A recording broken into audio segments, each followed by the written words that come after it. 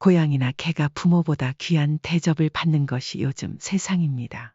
70대 할머니가 흐느껴 우는 첫 번째 사연입니다. 무슨 일이 있는 걸까요? 요즘 아파트 단지를 가보면 신식으로 지어서 얼마나 깔끔하고 예쁘게 잘 되어 있는지 모릅니다. 나 때와 다르게 아이들이 다치지 않게 하기 위해 놀이터에 모래 대신 푹신푹신한 바닥재가 깔려 있기도 하고 디자인도 얼마나 세련되고 예쁘게 꾸며져 있는지 감탄하게 됩니다. 근처 의자에 앉아 동네를 구경하다 보면 어린아이도 정말 많지만 집집마다 강아지가 얼마나 많은지요. 진짜 다양한 강아지들을 만날 수 있습니다. 요즘은 강아지 키우는 방식도 예전과는 달라져서 예쁜 옷을 입히고 유치원에 보내고 미용도 시켜줍니다. 아무리 강아지가 귀엽고 예뻐도 그렇지 사람보다 우선시될 수는 없지 않아요. 그런데 요즘은 개가 부모보다 귀한 대접을 받기도 한다니 세상이 어떻게 돌아가는 건지 참 안타까워요. 구독과 좋아요, 알람 설정 꼭 눌러주세요. 김씨 할머니는 여느 할머니들과 크게 다르지 않았습니다. 조금 이른 나이에 시집을 와 딸 하나, 아들 하나를 낳아 열심히 길렀습니다. 큰딸은 대학교를 갔고 아들은 아직 고등학생이었습니다. 김씨 할머니는 아직 중년이라고 부르기에도 애매한 나이에 남편을 먼저 떠나보냈습니다. 하지만 다행히도 아들과 딸 모두 큰 문제 없이 직장을 잘 잡고 사회생활을 하며 결혼도 적당한 나이에 제짝을 찾아 떠났습니다. 주변 사람들은 김씨 할머니를 보며 복 받았어요, 복 받았어 라는 말을 참 많이 했습니다. 물론 남편이 조금 일찍 세상을 떠난 것은 슬픈 일이지만 든든한 아들딸이 있어서 위안을 받았습니다. 특히 그 아이들이 각자 자기 몫을 해내며 성실하게 살아가는 모습은 정말 대견했죠. 모두들 김씨 할머니를 칭찬하며 부러워했습니다. 하지만 김씨 할머니의 마음은 달랐습니다.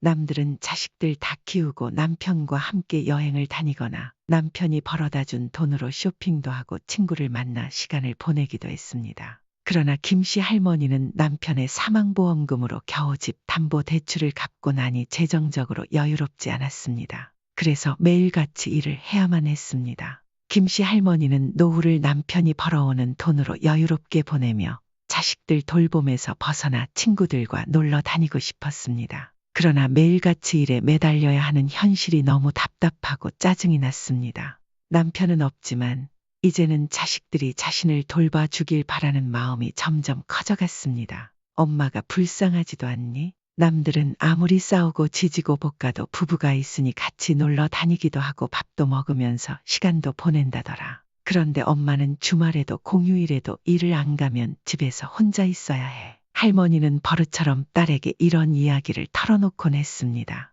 큰딸은 엄마의 말을 들을 때마다 안타까운 마음이 들었습니다. 외로움을 많이 타는 김씨 할머니를 위해 큰딸은 자신의 시간 날 때마다 살뜰히 챙기려 노력했습니다. 직장 근처에서 사는 큰딸이었지만 주말이나 공휴일이면 시간을 내서 본가를 찾았습니다. 할머니를 모시고 맛있는 밥을 사드리거나 가고 싶어 하신 곳에 데려가 드렸습니다. 다행히 사위도 성격이 싹싹해서 장모님과 함께 시간을 보내는 일을 크게 부담스러워하지 않았습니다. 덕분에 큰딸은 남편과 함께 때로는 혼자서라도 엄마를 정성껏 챙겼습니다. 김씨 할머니는 이런 자식 자랑을 동네 방네하고 다녔습니다. 우리 딸이 말이야. 지난번에 나 데리고 어디를 갔는지 알아? 사위도 얼마나 싹싹한지 내가 먹고 싶은 거 다 사줬어. 할머니는 친구들 사이에서 이런 이야기를 하며 자랑하는 것을 즐겼습니다. 하지만 자랑을 하면 할수록 더 많은 것을 원하게 되는 것이 사람 마음이라는 걸 김씨 할머니도 부정할 수 없었습니다. 처음에는 주말에 근처에서 딸과 함께 밥만 먹어도 좋았지만 점점 욕심이 커졌습니다. 아, 코스 요리도 한번 먹어보고 싶다. 호텔에도 가보고 싶고 하고 싶은 일들이 끝없이 늘어갔습니다. 할머니는 이를 딸에게 지나가는 말로 은근슬쩍 티내곤 했습니다. 큰딸아, 아니 친구네 딸이랑 친구가 이번에 기념으로 서울 어디 호텔에서 하루를 잤다더라. 여행이 아니더라도 그냥 호텔 숙박을 뭐라고 하던데 아무튼 너무 좋았대.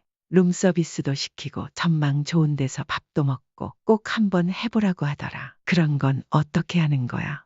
엄마도 너무 해보고 싶네. 김씨 할머니는 이런 식으로 자신의 바람을 살짝 흘리는 법을 잘 알고 있었습니다. 그리고 딸이 이런 말을 들으면 힘들어도 결국은 자신의 요구를 들어준다는 사실을 더 잘 알고 있었습니다. 실제로 큰딸은 엄마의 점점 커지는 요구에 난감할 때도 많았습니다. 하지만 사랑하는 엄마니까 최선을 다해 도와주려 노력했습니다. 딸의 남편은 가끔 그녀에게 조심스럽게 말했습니다. 여보, 너무 과하게 장모님을 챙기지 않아도 돼.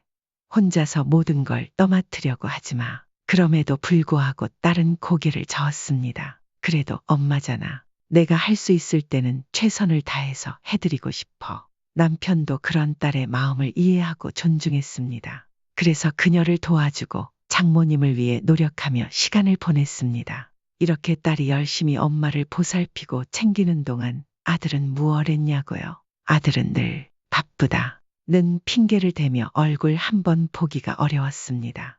1년에 고작 어버이날이나 엄마 생신 같은 특별한 날에나 얼굴을 비쳤고 평소에는 연락조차 제대로 되지 않았습니다. 큰딸은 사실 동생에게 이런 부탁을 할 생각도 하지 않았습니다. 어렸을 적부터 자기 자신만을 먼저 생각하고 가족을 배려하는 데에는 무심했던 동생이기에 부탁을 해도 돌아오는 건 실망일 뿐이라는 걸 잘 알고 있었기 때문입니다. 김씨 할머니는 전형적인 옛날 한국식 사고방식을 가진 분이었습니다. 딸이 매주 찾아와 챙기고 보살피는데도 아들을 더 예뻐하고 아들에게 더 잘해주고 싶어서 안달이었죠. 큰딸은 이런 엄마의 태도를 이미 익숙하게 받아들이고 있었습니다. 그래도 옛날 분이시니까 어쩔 수 없지. 딸은 그렇게 스스로를 위로하며 엄마가 마음속으로는 자신에게 고마운 마음을 갖고 있으리라고 믿고 있었습니다. 그러던 어느 날 큰 사건이 터지고 말았습니다. 그날은 김씨 할머니의 생신 파티 날이었습니다. 큰딸은 엄마를 위해 작은 명품 가방과 고급 레스토랑에서의 식사를 준비했습니다. 엄마가 행복해하는 얼굴을 볼 생각에 들떠 있었습니다. 엄마, 생신 축하드려요. 이건 제가 준비한 선물이에요. 마음에 드셨으면 좋겠어요. 할머니는 기대에 찬 얼굴로 선물 포장을 풀었습니다. 하지만 상자를 열자마자 얼굴이 굳어지고 말았습니다. 엄마, 왜요? 가방이 마음에 안 드세요? 김씨 할머니는 가방을 이리저리 살피더니 표정을 찡그리며 말했습니다. 아니, 가방은 좋은데, 아니, 이 돈으로 이런 걸 샀어? 너는 왜 이렇게 센스가 없니? 이거보다 더 괜찮은 가방 많잖아. 이런 건 좀. 순간 분위기가 싸늘해졌습니다. 사위와 큰딸은 너무 당황했습니다. 엄마, 이 가방 깔끔하고 예쁘잖아요. 들고 다니기 딱 좋은 디자인이고 사이즈도 좋은데 왜 마음에 안 드세요? 김씨 할머니는 투덜거리며 가방을 내려놓았습니다. 누가 이 나이 먹고 이런 브랜드 들고 다니니? 요즘 내 또래들은 더 고급스러운 명품 가방 들고 다닌다고. 이런 건 좀 쪽팔려. 큰딸은 당황하며 변명하듯 말했습니다. 엄마, 이번 달에 우리 차가 고장나서 수리하느라 돈을 좀 많이 썼어요. 그래서 더 비싼 건 어렵더라고요. 나중에 더 좋은 가방 사드릴게요. 오늘은 그냥 이걸로 만족하시고요. 하지만 할머니의 불만은 가방에서 끝나지 않았습니다. 할머니는 주변을 둘러보더니 식탁 위에 음식을 보고 또 투덜거리기 시작했습니다. 그리고 말이야, 이건 또 뭐야? 나는 파스타가 별로라고 했잖아. 누가 이런 걸 먹고 싶다고 했어. 너는 식당 하나를 골라도 정말 센스가 없어. 이런 데 말고 좀 더 근사하고 맛있는 고급진 데로 갔어야지. 딸은 눈시울이 뜨거워졌습니다. 엄마, 저번에 호텔 이야기하시면서 이런 분위기 있는데 가고 싶다고 하셨잖아요. 그래서 나름 준비한 거예요. 하지만 할머니는 고개를 가로저으며 연신 불평만 늘어놓았습니다. 딸은 엄마의 잔소리를 들으며 속이 무너지는 기분이 들었습니다. 할머니가 원하던 가방은 아니었지만 딸은 큰돈을 들여 마음을 굳게 먹고 산 선물이었습니다. 그런 가방을 보자마자 마음에 들지 않는 티를 낸 것도 모자라 이해하기 힘든 고급 레스토랑을 준비했음에도 불평을 쏟아내는 모습에 딸은 속상하고 지쳐갔습니다. 하지만 딸의 마음을 가장 아프게 한 건 따로 있었습니다. 할머니가 불만을 아무렇지도 않게 남편이 있는 앞에서 거리낌 없이 말한 것이었습니다. 딸은 순간 얼굴이 화끈거렸습니다. 마치 남편 앞에서 망신당한 기분이 들었습니다. 창피하고 분했지만 그래도 오늘은 엄마의 생신이고 좋은 날이라는 생각에 화내지 않고 그냥 참고 넘어가기로 마음먹었습니다. 그러나 속상한 일은 거기서 끝나지 않았습니다. 퇴근이 늦어져 늦게 도착한 남동생이 집에 들어오면서부터였습니다. 남동생은 손에 꽃다발 하나와 케이크 상자를 들고 나타났습니다. 선물은 못 준비했어요. 대신 꽃이랑 케이크 사왔어요. 남동생은 아무렇지 않게 말하며 꽃과 케이크를 내밀었고 김씨 할머니는 금방이라도 터질 듯 환한 미소를 지으며 말했다. 아유, 우리 아들 어떻게 이런 걸 싸왔어? 꽃도 너무 예쁘고 케이크도 최고다. 내가 이런 것까지 챙기다니 엄마는 너무 행복하다. 그 순간 딸은 가슴이 철렁 내려앉는 기분이 들었습니다. 오늘의 식사를 위해서 큰돈을 들여 레스토랑을 예약하고 명품 가방까지 준비한 자신은 그저 잔소리와 불만을 들었을 뿐이었는데 정작 할머니를 웃게 만든 건 아무 준비 없이 등장한 남동생이었습니다. 정말 이게 다 뭘까? 딸은 어지러운 감정을 억누르며 식사를 마쳤습니다. 집으로 돌아오는 차 안에서 딸은 끝내 참았던 눈물을 터뜨렸습니다. 억울하고 서운하고 참을 수 없는 슬픔이 밀려들었습니다. 남편은 그녀의 마음을 알았지만 그저 아무 말 없이 그녀의 등을 토닥여주는 것밖에 할 수 없었습니다. 눈물을 다 쏟아내고 나니 딸의 머릿속에 지난 날들이 하나둘 떠올랐습니다. 그제야 깨달았습니다. 김씨 할머니에게 자신은 항상 아들보다 뒷전이었음을.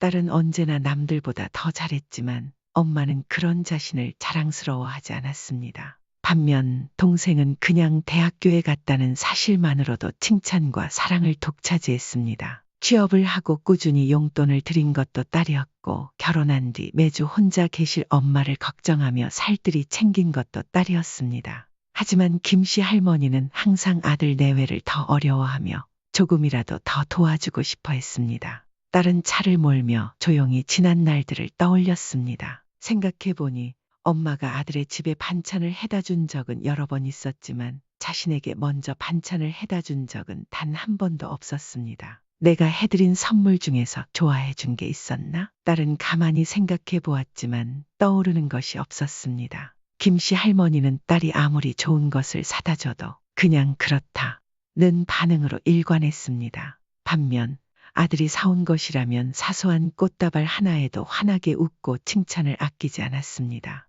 딸은 김씨 할머니가 늘 했던 말을 기억해냈습니다. 너무 잘해주면 벌은 나빠진다. 몇 칭찬을 아끼던 엄마의 말. 하지만 그 말은 오직 자신에게만 해당되는 것이었습니다. 아들에게는 사랑의 표현과 칭찬을 아낌없이 해주던 엄마의 모습이 머릿속을 맴돌았습니다. 그동안 참아왔던 서운함이 한꺼번에 쏟아졌습니다. 한 번도 엄마에게 털어놓지 못했던 수많은 일화들이 생각났습니다. 아들만 챙기고 자신은 언제나 뒷전이었던 엄마의 모습. 그리고 딸이 선물을 사거나 신경을 써도 엄마는 그것을 당연하게 여겼습니다. 서운함이 끝도 없이 솟아나면서 딸의 마음은 순식간에 차가워졌습니다. 사랑하는 엄마니까. 그렇게 위로하며 참아왔던 모든 행동들이 그 순간 무의미하게 느껴졌습니다. 딸은 핸드폰을 집어들고 김씨 할머니에게 전화를 걸었습니다. 엄마, 나 더는 못하겠어요. 딸의 목소리는 평소와 달랐습니다. 차갑고 단호했습니다.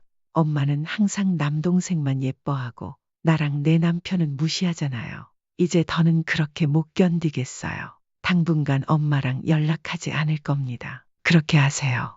김씨 할머니는 전화기 너머로 들려오는 딸의 단호한 말에 당황했습니다. 싸움이 있었던 적은 많았지만 이렇게 차가운 목소리로 이야기한 것은 처음이었습니다. 항상 언성을 높이다가도 며칠 지나면 웃으며 넘어갔던 딸이 이번엔 달랐습니다. 김씨 할머니는 처음으로 딸이 정말로 자신을 떠날지도 모른다는 위기감을 느꼈습니다. 딸과의 통화가 끝난 뒤 할머니는 멍하니 앉아 생각에 잠겼습니다. 머릿속에 맴도는 건 요즘 자주 들려오는 뉴스였습니다. 요즘 자식들이 부모를 찾지 않아서 고독사하는 경우가 많대. 그때는 남의 이야기로만 들렸던 소식이 이제는 자신의 일이 될 것만 같았습니다. 딸이 전화를 해도 받지 않거나 받아도 용건만 간단히 말하고 전화를 끊는 태도의 할머니의 불안은 점점 커져갔습니다. 예전과는 정말 다른 딸의 태도에 김씨 할머니는 며칠만 지나면 괜찮아질 거라고 생각했습니다. 하지만 시간이 지나도 딸의 냉랭한 태도는 변하지 않았고 그럴수록 할머니의 불안은 점점 커져만 갔습니다.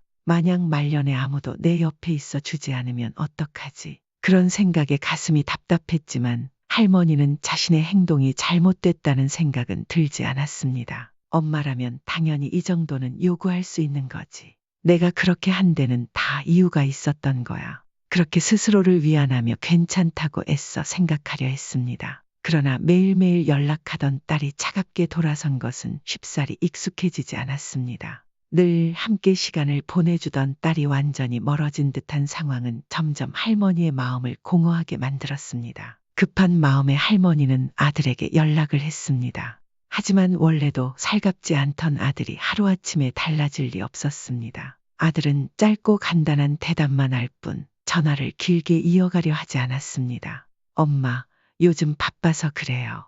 시간 될 때 한번 들를게요.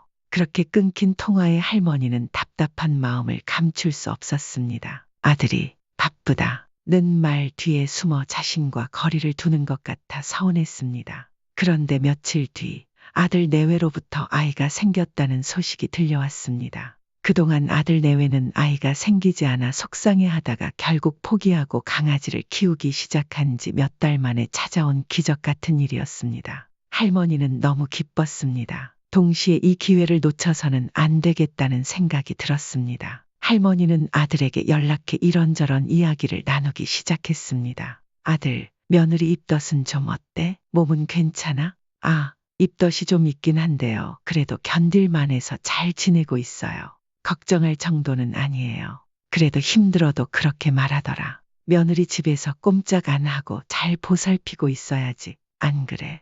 에이, 그렇게까지는 못하죠. 저도 일이 있는데요. 그냥 최선을 다해서 도와주고 있어요.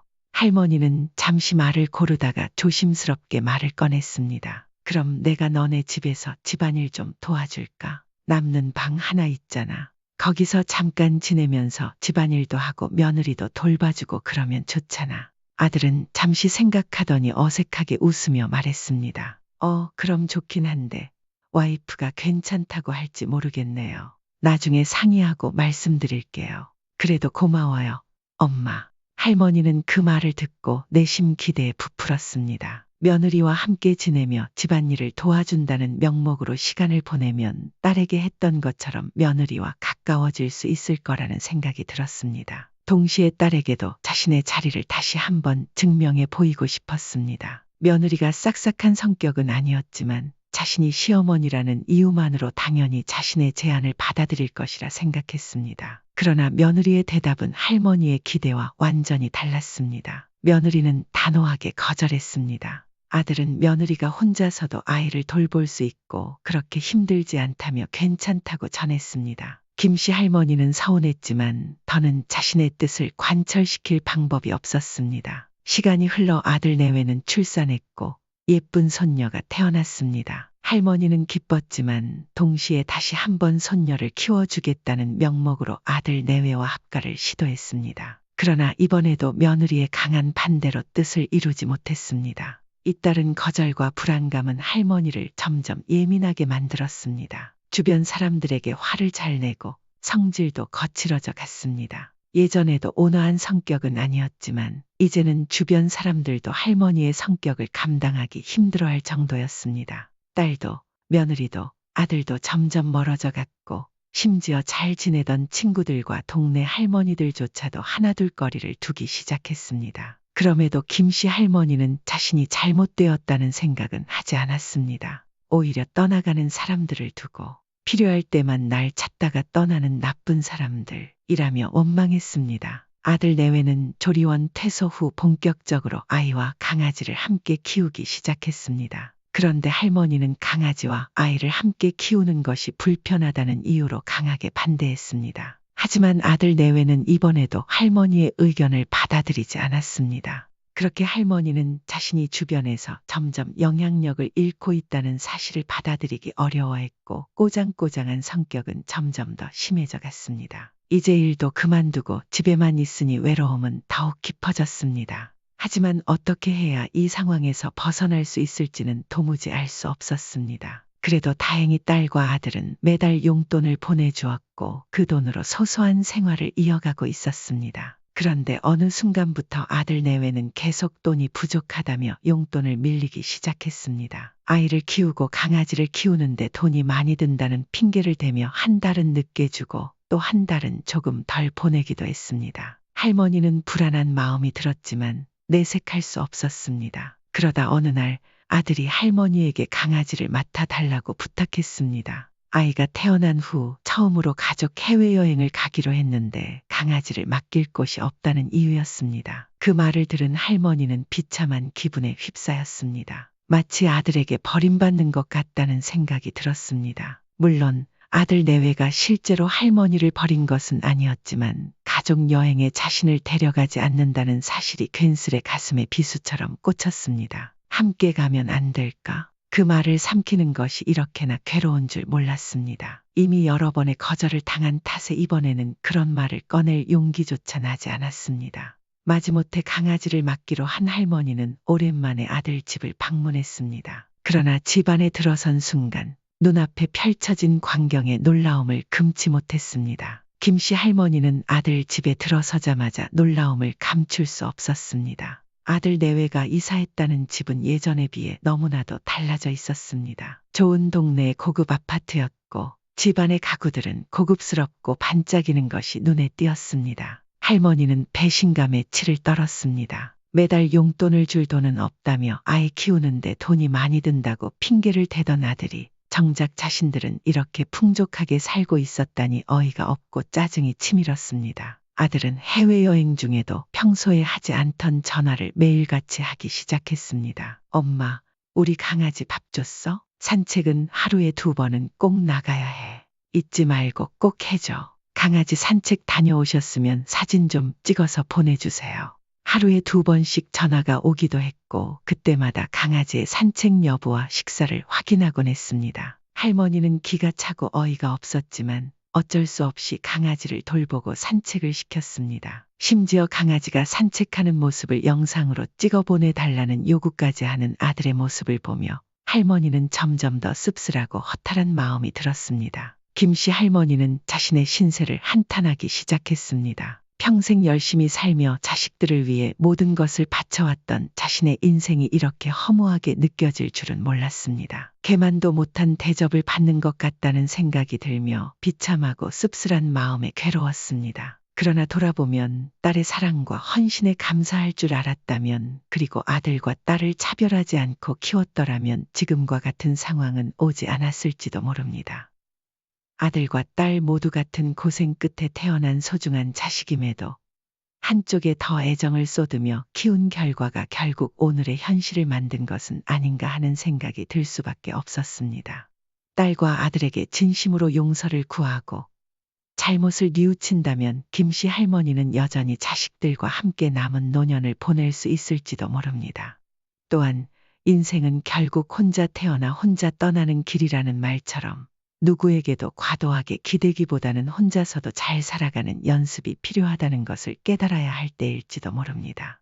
누군가의 짐이 되면 부담스러워지는 것처럼 자신 또한 다른 사람들에게 부담을 주지 않으려 노력하며 스스로를 다독이고 자립하는 방법을 배워야 할 것입니다. 김씨 할머니는 아들과 딸과의 관계를 유지하되 너무 의지하지 않고 홀로 서기를 준비하며 더 나은 삶을 만들어 나갈 필요가 있었습니다. 오늘의 2번째 사연입니다. 암에 걸린 사실을 숨기고 세상을 떠난 어머니가 아들에게 남긴 편지. 어떤 사연인지 함께 들어보시죠.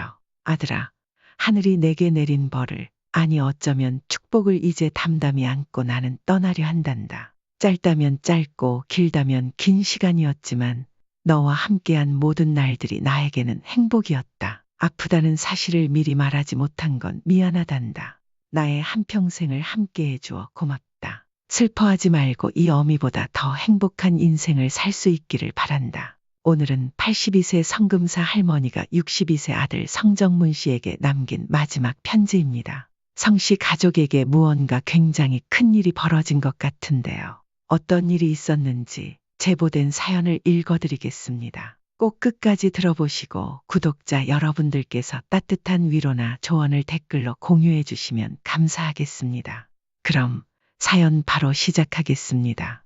이 초라한 편지 한 장으로 끝내기에는 성씨 할머니의 삶은 참으로 다사다난했습니다. 하지만 할머니의 마지막이 미소로 끝날 수 있었다면 그렇게 나쁜 마무리는 아니었을 겁니다. 성씨 할머니의 기구한 인생은 어쩌면 그 시작에서부터 굴곡이 예고되어 있었는지도 모릅니다. 1930년대 유복하지 못했던 시절에도 성씨 할머니는 동네에서 알아주는 부잣집 딸로 태어났습니다. 성씨 할머니의 아버지는 일본과의 무역을 주도하며 막대한 부를 쌓고 있었죠.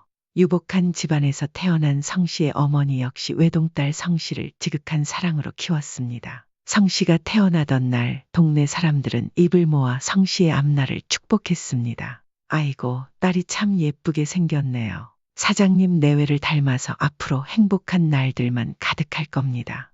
그 말처럼 성씨는 동네의 사랑을 듬뿍 받으며 어여쁜 아가씨로 무럭무럭 자라났습니다. 모든 것이 완벽해 보이는 어린 시절이었죠.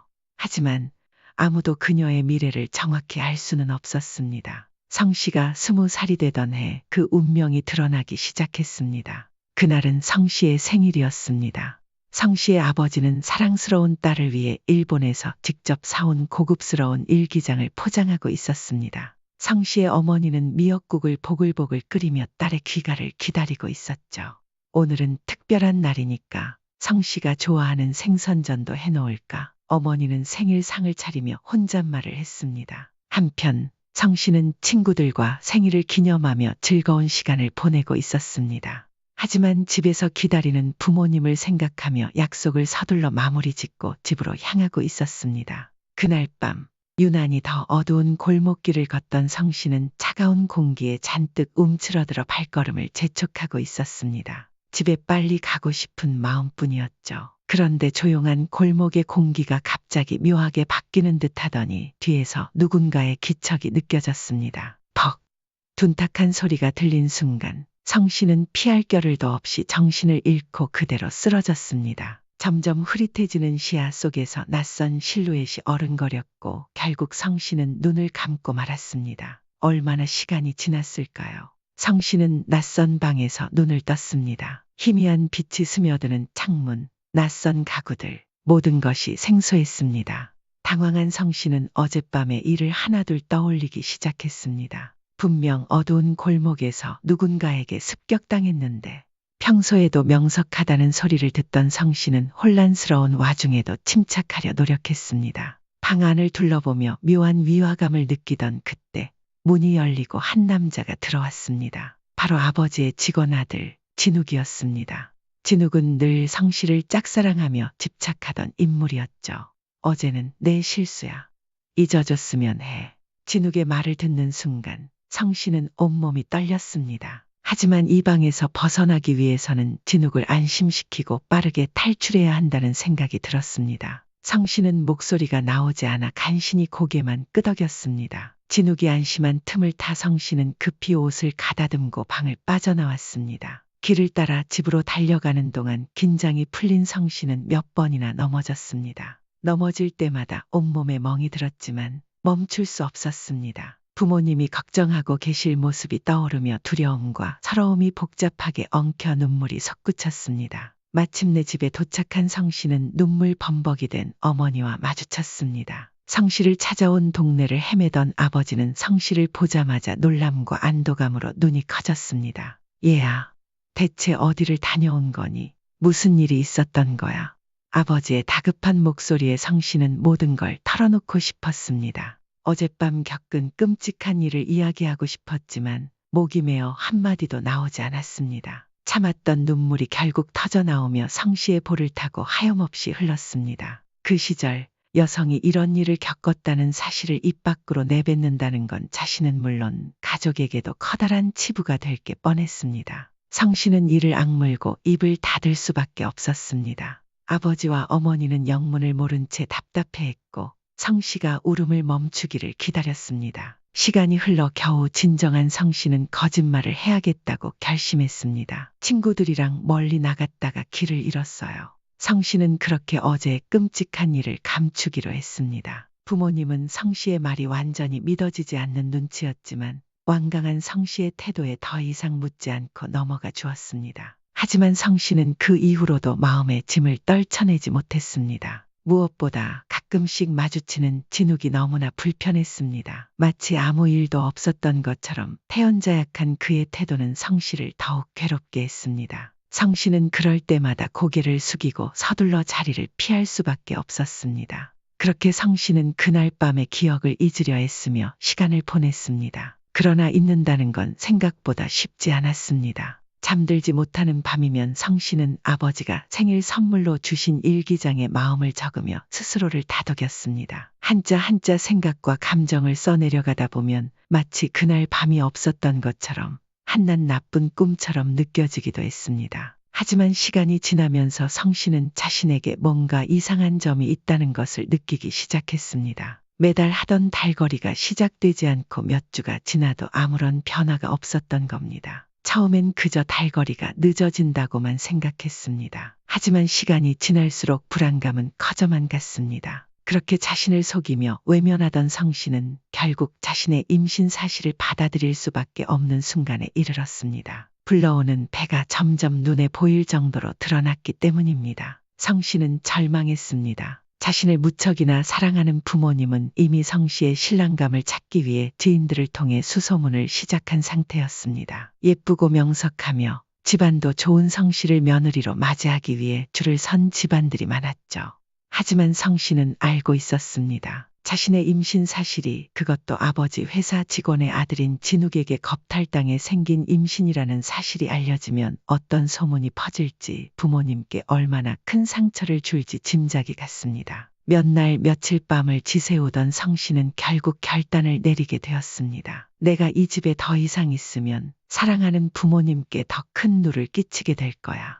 성씨는 결단을 내린 그 즉시 서둘러 짐을 꾸리기 시작했습니다. 이 집을 떠나는 것만이 부모님을 위한 길이라는 생각뿐이었습니다. 어머니께 받은 폐물 몇 개와 아버지가 선물로 주신 일기장, 그 외에는 없는 단출한 짐이었습니다. 어두컴컴한 여름날 새벽, 성씨는 조용히 집을 떠났습니다. 자신을 키워준 부모님을 생각하며 몇 번이고 발걸음이 멈췄지만 다시 눈물을 삼키며 길을 나섰습니다. 홀로 며칠 동안 정처 없이 걷던 성씨는 어느 산길에서 스님 한 분을 만나게 됩니다. 귀한 집다림이 느껴지는 단정한 외모였지만 며칠 먹지도 씻지도 못한 성씨의 초라한 모습에 스님은 다가와 조심스레 말을 건넸습니다.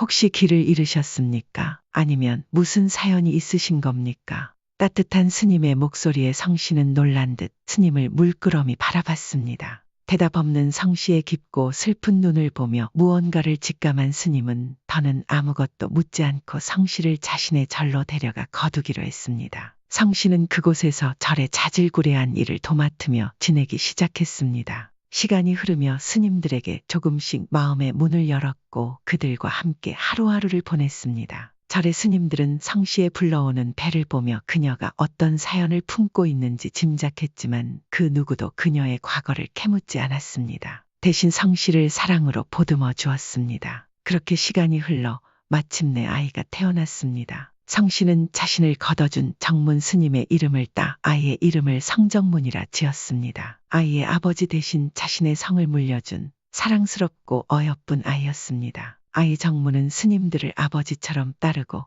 성씨를 어머니로 여기며 하루가 다르게 자라났습니다. 그러나 아이가 자랄수록 아버지가 없는 현실에 대한 분노와 반항이 커져갔습니다. 엄마, 왜 나는 아버지가 없어요? 왜 대답을 안 해주는 거예요? 이런 절에서 더는 살고 싶지 않아요. 엄마는 남고 싶으면 남으세요. 전 나갈 테니까. 사춘기를 겪으며 날카로워진 아들의 말을 들을 때마다 성씨의 마음은 갈기갈기 찢어졌습니다. 아들의 분노가 이해되지 않는 것은 아니었지만 성씨는 그 화살이 자신을 향할 때마다 어찌할 수 없는 무력감에 사로잡혔습니다. 결국 성씨는 아들의 마음을 헤아리며 또 한 번 결단을 내려야만 했습니다. 15년간 머물렀던 절에서 떠나기로 한 것이었습니다. 자신이 떠나는 것이 아들에게 더 나은 삶을 줄 수 있다는 생각뿐이었습니다. 그녀의 짐은 참 초라했습니다. 옷 몇 벌과 아직 다 쓰지 못한 아버지가 주신 일기장 한 권이 전부였습니다. 사춘기가 온 중학생 아들의 손을 잡고 절을 떠나는 날, 정문 스님은 성씨를 안타깝게 바라보며 그를 돕고 싶어 했습니다. 이곳을 떠나 어디로 가시렵니까? 그러지 말고 제가 아는 한 부잣집을 소개해 드리겠습니다. 거기서 일하며 지내보는 건 어떻겠습니까? 스님의 도움을 받기로 한 성씨는 새로운 시작을 위해 길을 떠날 준비를 했습니다. 굽이굽이 산길을 내려와 한참을 걸어 도착한 곳은 성씨와 그녀의 아들 정문에게 새로운 시작이 될 집이었습니다. 다행히 주인 내외는 따뜻하게 그들을 맞아주었고 성씨는 그 집에서 파출부로 일하며 생계를 이어가게 되었습니다. 정문은 절에서 벗어나 시내에서 학교를 다니게 되었다는 사실에 들뜬 모습이었습니다. 성씨는 그런 아들의 밝아진 얼굴을 보며 작게나마 위안을 느꼈습니다. 힘들었던 시간도 이제 끝이 나려나. 하지만 그 행복은 위태로운 균형 위에 있는 것 같았습니다. 그날 밤 정문은 학교에서 공부를 한다며 늦게 귀가한다고 연락을 해왔습니다. 성씨는 여느 날과 다름없이 파출부로서의 일을 하고 있었고 하필 그날은 주인 내외가 친구 부부들과 저녁 모임을 계획한 날이었습니다. 성씨, 오늘 저녁 모임 준비 좀 부탁해요. 손님들이 8명이니까 아침부터 차질 없이 준비해 주세요. 사모님의 부탁에 성씨는 아침부터 부지런히 움직이며 저녁 모임을 준비했습니다. 식사 시간이 다가오자 손님들이 하나둘 도착했고 성씨는 손님들을 맞이하며 시중을 들고 있었습니다. 그때 마지막으로 도착한 부부를 마중 나가던 성씨는 문 앞에서 멈춰 섰습니다. 문 너머로 들어오는 사람들을 본 순간 그녀의 몸이 얼어붙고 말았습니다. 바로 정문의 친아버지 진욱이 그곳에 있었습니다. 시간이 많이 흘러 서로 나이가 들었지만 성씨와 진욱은 서로를 단번에 알아보았습니다. 잠시 동안 시선이 마주쳤고 진욱의 표정에는 당혹감과 불안감이 어렸다.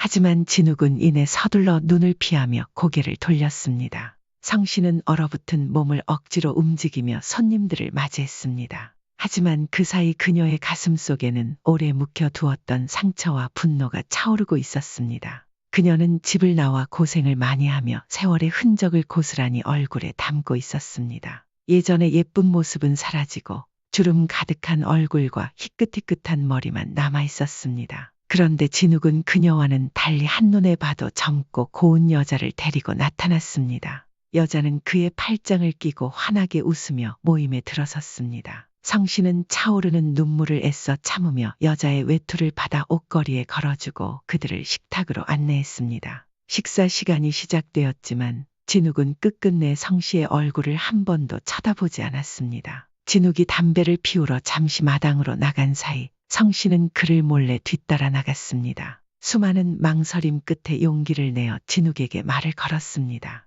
당신의 아이가 있어요. 진욱은 담배를 피우던 손을 멈추고 성씨를 돌아보며 낮은 목소리로 물었습니다. 아이, 무슨 소리를 하는 거야? 당신이 그때 그렇게 사라지고 나서 동네가 아주 난리가 났었어요. 이제 와서 이런 말을 하는 게 너무 늦은 거라는 거 알지만 정말 부탁이에요. 당신 아이에게 아빠 얼굴을 보여주고 싶어요. 진욱의 얼굴이 일그러지며 차갑게 웃었습니다. 난 이미 결혼했고 내 아내와 애가 있어. 그 애가 내 자식이지. 당신 애는 당신 애고 나랑은 아무 상관도 없어. 그만 돌아가. 그리고 들어가서 내 아내한테 우리가 아는 사이라는 걸 절대 알리지 마. 만약 말이라도 꺼내면 그냥 넘어가진 않을 거야. 성씨는 진욱의 단호하고 차가운 말에 모멸감으로 고개를 숙였습니다. 아이를 위해 자존심을 꺾는 건 어렵지 않을 거라 생각했지만 막상 진욱의 차가운 눈빛과 마주하니 숨이 막힐 정도로 고통스러웠습니다. 아이만을 바라보며 살아온 성씨는 그 순간 자신이 가장 의지하던 부모님이 떠올랐습니다. 어머니의 따뜻한 품, 아버지의 다정한 눈빛, 집안에 가득하던 웃음소리, 그리움이 가슴속에서 솟구쳤습니다. 그날 밤 진욱과 마주한 충격에서 벗어나기 위해 성씨는 사모님에게 부탁해 자신의 부모님의 근황을 수소문하기 시작했습니다. 멀리 살고 있지 않다는 건 알고 있었지만 자신의 처지가 부끄러워 감히 찾아갈 생각조차 하지 않았던 부모님이 이제는 너무나 궁금해졌습니다. 그리고 자신의 자랑스러운 아들 정문을 보여드리고 싶은 마음도 커져갔습니다. 하지만 부모님의 소식을 들은 그날 성씨는 한동안 보관만 해두었던 아버지가 선물로 준 일기장을 다시 꺼내 부여잡고 오열할 수밖에 없었습니다. 부모님은 성씨가 사라진 뒤 모든 일을 내려놓고 성씨를 찾는데 그들의 모든 시간을 바쳤다고 했습니다. 하루도 쉬지 않고 성씨를 찾아다니며 1년, 2년을 보냈지만 점차 희망이 사라졌고 결국 자신들을 탓하며 살아갔다고 했습니다. 그 과정에서 부모님은 병에 들고 말았다는 소식이었습니다. 그뿐만이 아니었습니다. 성씨의 부모님이 모든 사업을 외면하고 성씨를 찾는 동안 진욱의 부모님과 그들의 직원 부부는 그 사업을 노리고 가로챘습니다. 그들은 성씨의 부모님이 일구어 놓은 부를 차지하고 지금은 떵떵거리며 잘 살고 있다고 했습니다. 성씨의 부모님은 자식을 찾지 못했다는 죄책감에 시달리며 결국 두 분 모두 병들어 지난해 세상을 떠났다는 소식을 들었습니다. 진작 부모님을 찾아뵙지 못한 자신에게 크나큰 실망감을 느낀 성씨는 밤마다 숨죽여 오열했습니다. 하지만 아들 정문만큼은 지켜야 했기에 무너질 수 없었습니다. 정문에게만은 자신이 누리지 못한 행복한 가정을 만들어주고 싶다는 생각에 성씨는 파출부로 일하면서도 다양한 소일거리를 찾아 돈을 한 푼 두 푼 모아갔습니다. 언젠가 아들과 함께 어엿한 집에서 행복한 날들을 보낼 생각을 하면 지금의 고생은 잠시 잊히는 듯했습니다. 시간이 흘러 사춘기를 지나며 아버지를 더 이상 찾지 않게 된 정문은 어느덧 대학 입학을 앞둔 입시생이 되었습니다. 다행히 정문은 공부를 곧잘 했고 실력은 충분했지만 대학 등록금을 마련하는 일이 큰 난관이었습니다. 성씨는 자신의 일을 더 열심히 하며 절약에 몰두했지만 파출부와 소일거리로 모은 돈만으로는 대학 등록금을 마련하기에는 역부족이었습니다. 정문은 처음에는 약간의 기대를 품고 있었던 듯했지만 이내 대학 입학을 포기하기로 결정했습니다. 그리고 성씨의 가슴에 비수를 꽂는 말을 남겼습니다. 어차피 기대도 안 했어요.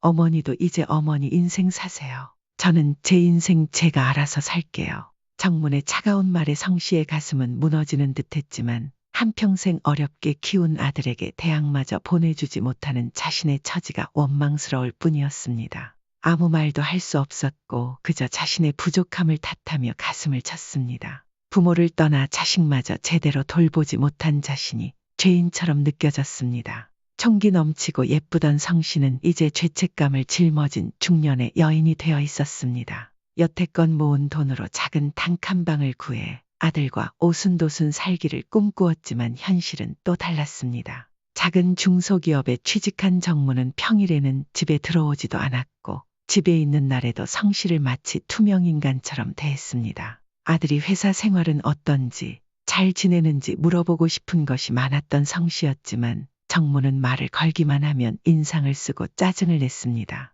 결국 성씨는 입을 다물고 말았습니다. 단칸방에서 아들과 함께, 아니 사실상 혼자 살아가던 성씨는 어느 날 아들로부터 독립하겠다는 통보를 받게 되었습니다. 어머니, 이제 저 독립할게요. 돈도 모았고 이제 나가서 살 생각이에요. 갑작스러운 소식에 성씨는 깜짝 놀랐지만 아들의 결정이니 묻고 싶은 말을 꾹 참으며 조심스레 물었습니다. 그럼 어디로 가니? 자주 올 거니? 하지만 아들은 대답할 마음이 없는 듯했습니다.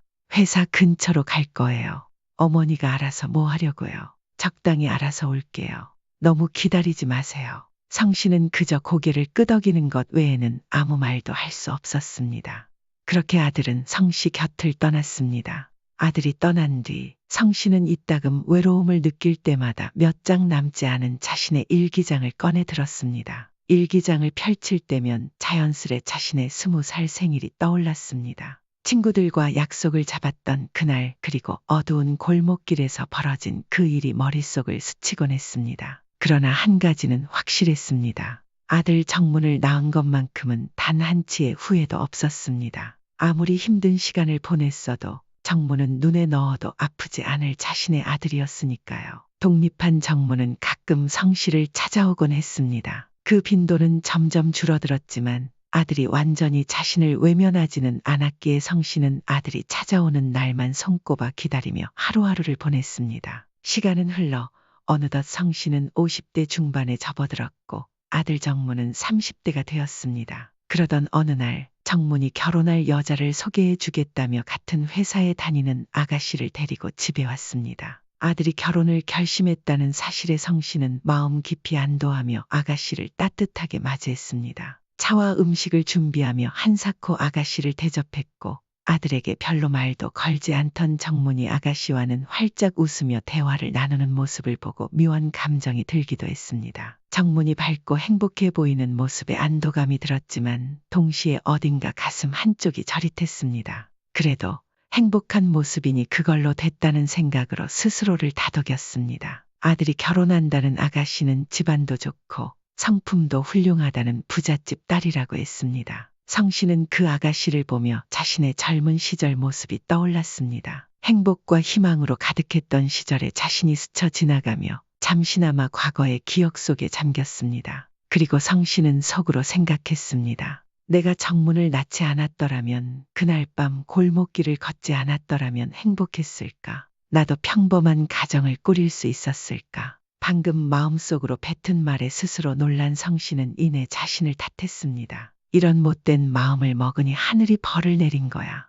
그렇게 생각하며 고개를 떨궜습니다. 시간이 흘러 아들은 결혼한 아가씨와 아이를 낳아 자신만의 행복한 가정을 꾸려가는 듯 보였습니다. 종종 가족들과 여행을 다니고 사진을 찍어 SNS에 올리는 모습을 보며 성씨는 아들이 잘 살고 있다는 것을 확인했습니다. 하지만 그뿐이었습니다. 아들은 성씨에게 먼저 연락을 주는 일은 전혀 없었습니다. 아들도 며느리도 새로 태어난 손자도 너무나 보고 싶었지만 성씨가 용기 내어 전화를 걸면 아들은 전화를 받지 않는 경우가 많았습니다. 며느리도 마찬가지였습니다. 그런 날이면 성씨는 혼자 남겨진 것 같은 고독감에 사무쳤습니다. 그런 어느 날 아들에게 건 전화가 또다시 연결되지 않자 성씨는 서랍을 열어 자신의 일기장을 꺼냈습니다. 희미해진 글씨와 함께 지난날의 기억이 떠올랐습니다. 쓸쓸한 마음을 달래던 성씨는 문득 자신을 거두어 주었던 절이 생각났습니다.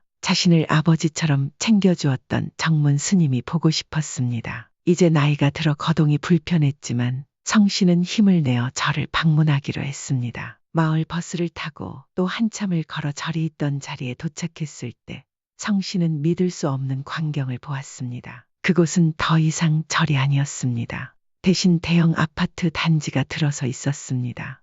허탈함의 하늘만 바라보던 성씨는 이내 발걸음을 돌려 집으로 돌아가려 했습니다. 그러나 오늘 무리했기 때문인지 배가 심하게 아프고 메스꺼움이 느껴졌습니다. 아, 나도 이제 정말 나이를 먹었구나. 길거리 의자에 앉아 쉬다 걷기를 반복하며 가까스로 집에 도착했습니다. 하지만 이상하게도 자고 일어나도 상태는 나아지지 않았습니다. 소화가 되지 않고 메스꺼움이 이어졌습니다. 결국 성씨는 병원에 가기로 마음먹었습니다. 하지만 병원에 가기 전 갑작스럽게 불안감이 몰려와 아들에게 전화를 걸었습니다.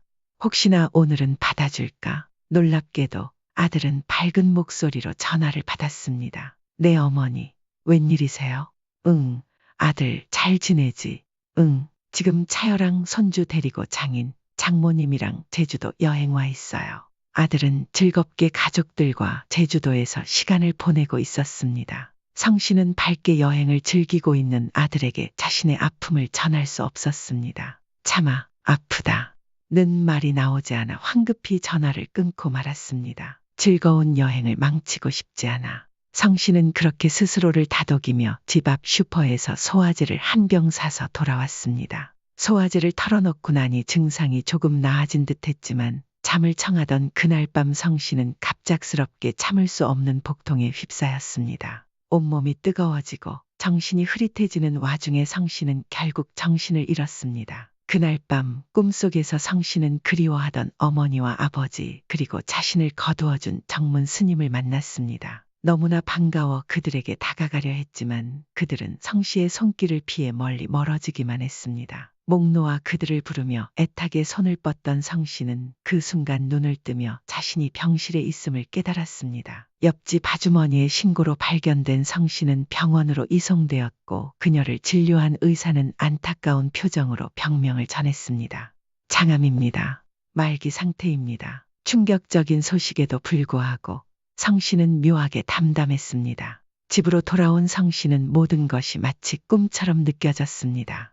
자신이 이룬 것 하나 없는 인생을 생각하며 이것이 하늘이 내린 마지막 벌이라 여겼습니다. 하지만 시간이 지나면서 성씨는 생각이 달라졌습니다. 이것은 벌이 아니라 하늘이 내린 축복일지도 모른다고 느끼기 시작했습니다.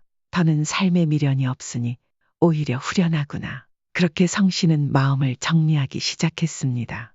다음 날 성 씨는 자신이 어린 시절을 보냈던 동네를 찾아갔습니다. 힘들었지만 자신이 살던 곳을 마지막으로 눈에 담고 떠나고 싶었습니다. 그 다음 날에는 자신이 살던 절을 다시 찾아갔습니다. 그리고 또 다른 날에는 아들과 함께 살던 집을 찾아가 주인 내외에게 마지막 인사를 건넸습니다.